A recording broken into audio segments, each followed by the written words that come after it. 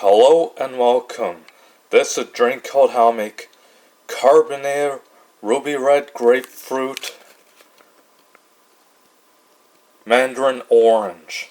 First thing you gotta do is you open up this Mandarin Orange carbonated water and you pour it into this glass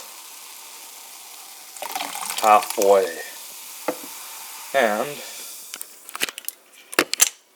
last but not least, you open up this box of Ruby Red Grapefruit juice and you pour it into this glass.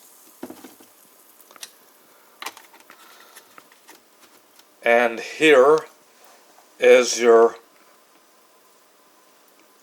Carbonated Ruby Red Grapefruit Mandarin Orange. Thank you for watching, folks.